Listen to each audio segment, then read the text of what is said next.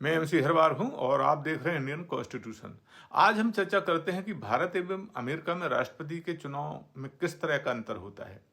भारत और अमेरिका में राष्ट्रपति चुनाव की प्रक्रियाएं अलग अलग हैं। भारत एक संसदीय लोकतंत्र है जबकि अमेरिका एक संघीय गणराज्य है। इसी कारण दोनों देशों में राष्ट्रपति पद की भूमिका और चुनाव की प्रक्रिया में बहुत ही महत्वपूर्ण अंतर है। पद की भूमिका और शक्तियां राष्ट्रपति के क्या हैं, भारत और अमेरिका में हम इस पर चर्चा करते हैं। भारत में राष्ट्रपति एक संवैधानिक प्रमुख होते हैं और उनके अधिकांश कार्य प्रतीकात्मक होते हैं, जबकि राष्ट्रपति का काम मुख्यतः संविधान की रक्षा करना और संसदीय निर्णयों पर हस्ताक्षर करना होता है। उनके पास कार्यकारी शक्तियां होती हैं, लेकिन वे मुख्य रूप से प्रधानमंत्री और कैबिनेट के परामर्श पर ही कार्य करते हैं।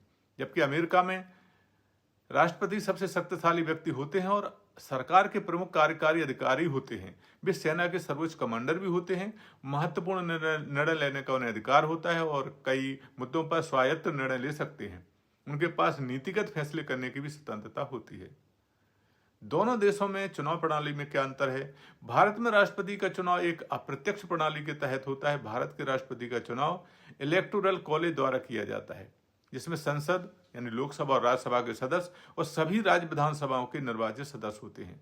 राष्ट्रपति बनने के लिए उम्मीदवारों को निर्वाचक मंडल में बहुमत का समर्थन प्राप्त करना होता है। इसमें प्रोपोर्शनल रिप्रेजेंटेशन और सिंगल ट्रांसफरेबल वोट प्रणाली का उपयोग होता है, जिसमें हर विधायक के वोट का मूल्य उसकी जनसंख्या के आधार पर तय होता है। जबकि अमेरिका में राष्ट्रपति का चुनाव एक अप्रत्यक्ष इलेक्टोरल कॉलेज प्रणाली के माध्यम से होता है। आम जनता प्रत्येक चौथे वर्ष के नवंबर में चुनाव में हिस्सा लेती है और अपने राज्य के इलेक्टर्स का चयन करती है। हर राज्य की जनसंख्या के आधार पर इलेक्टोरल वोट्स की संख्या तय होती है। जीतने के लिए उम्मीदवारों को कुल 5 से 38 इलेक्टोरल वोट में से 270 वोट की आवश्यकता होती है। अधिकतर राज्यों में विनर टैक्स ऑल प्रणाली लागू होती है, जिससे राज्य के सभी इलेक्टोरल वोट उस उम्मीदवार को मिलते हैं जिसने वहां सबसे ज्यादा मत प्राप्त किए हैं।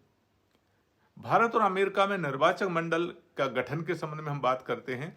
भारत में निर्वाचक मंडल में संसद के सभी निर्वाचित सदस्य, लोकसभा और राज्यसभा और सभी राज्य विधानसभाओं के सदस्य शामिल होते हैं। इसमें किसी भी राज्य को अन्य राज्यों से अधिक या कम वोट नहीं मिलते, बल्कि यह संतुलित प्रतिनिधित्व की व्यवस्था होती है। जबकि अमेरिका में हर राज्य को उसकी जनसंख्या के आधार पर इलेक्टोरल वोट्स मिलते हैं, जो प्रतिनिधि और सीनेटरों की कुल संख्या के बराबर होते हैं। इसके कारण जनसंख्या अधिक वाले राज्यों जैसे कैलिफोर्निया के पास अधिक इलेक्टोरल वोट्स होते हैं, जबकि छोटे राज्यों के पास कम इलेक्टोरल वोट्स होते हैं। भारत और अमेरिका में प्राथमिक चुनाव और उम्मीदवार के चयन की क्या प्रक्रिया है।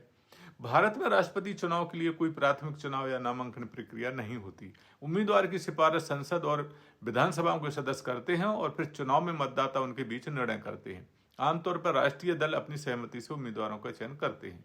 जबकि अमेरिका में राष्ट्रपति पद के उम्मीदवार का चयन प्राथमिक चुनाव और काकस के माध्यम से होता है। इन चुनाव में डेमोक्रेटिक और रिपब्लिकन पार्टी अपने अपने उम्मीदवारों का चयन करती है। इसके बाद हर पार्टी का एक राष्ट्रीय कन्वेंशन होता है, जिसमें राष्ट्रपति और उपराष्ट्रपति पद के उम्मीदवारों की घोषणा की जाती है।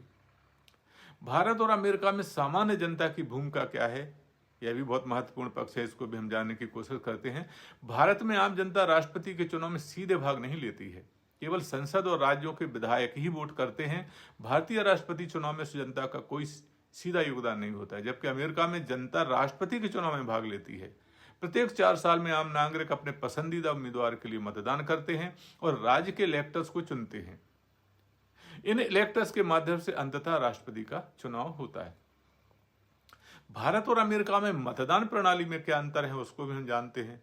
भारत में प्रोपोर्शनल रिप्रेजेंटेशन और सिंगल ट्रांसफरेबल वोट प्रणाली का उपयोग होता है, जिसमें उम्मीदवार को निर्वाचक मंडल में 50% से अधिक वोटों का समर्थन प्राप्त करना पड़ता है।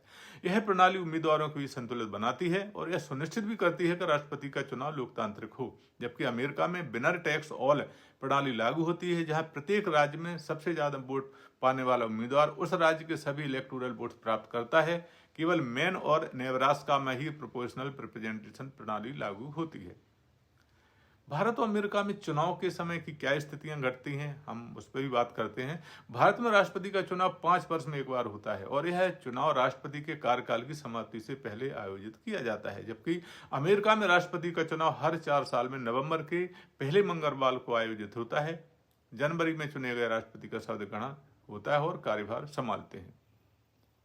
आखिर कितना भारत और अमेरिका में अधिकतम कार्यकाल राष्ट्रपति का क्या होता है। भारत में राष्ट्रपति 5 वर्षों के लिए चुने जाते हैं और वे पुनः चुनाव लड़ सकते हैं। भारत के संविधान में राष्ट्रपति के कार्यकाल की कोई सीमा नहीं है, जबकि अमेरिका में राष्ट्रपति का कार्यकाल 4 वर्षों का होता है और कोई भी व्यक्ति अधिकतम 2 कार्य यानी 8 वर्ष तक ही राष्ट्रपति रह सकता है। यह सीमा 22वें संविधान संशोधन के बाद तय की गई है। तो भारत और अमेरिका में राष्ट्रपति के चुनाव के यदि हम सारांश के रूप में कहें तो भारत में राष्ट्रपति का चुनाव एक अप्रत्यक्ष प्रणाली द्वारा किया जाता है, जिसमें संसद और विधानसभाओं के सदस्य शामिल होते हैं। वहीं अमेरिका में जनता सीधे तौर पर मतदान करती है और इलेक्टोरल कॉलेज के माध्यम से राष्ट्रपति का चुनाव होता है। भारत में राष्ट्रपति का पद मुख्य रूप से सांकेतिक है, जबकि अमेरिका में राष्ट्रपति का पद अत्यधिक शक्तिशाली व प्रशासनिक है। भारत में मतदान का तरीका प्रोपोर्शनल रिप्रेजेंटेशन और सिंगल ट्रांसफरेबल वोट है, जबकि अमेरिका में बिना टैक्स वाली प्रणाली लागू होती है। तो इन दोनों प्रणालियों की संरचना और संचालन में बहुत अंतर है, जो दोनों देशों की राजनीतिक प्रणाली और संविधान के सिद्धांतों को दर्शाता है।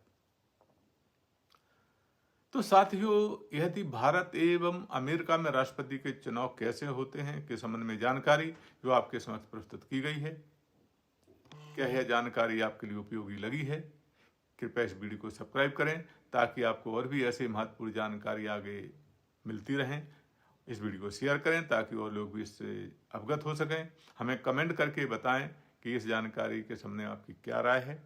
अंत में नमस्कार करते हुए हम पुनः आपसे निवेदन करते हैं कि जल्दी ही हम अपने एक अगले आर्टिकल के साथ आपके समक्ष पुनः उपस्थित होंगे। तब तक के लिए धन्यवाद, नमस्कार।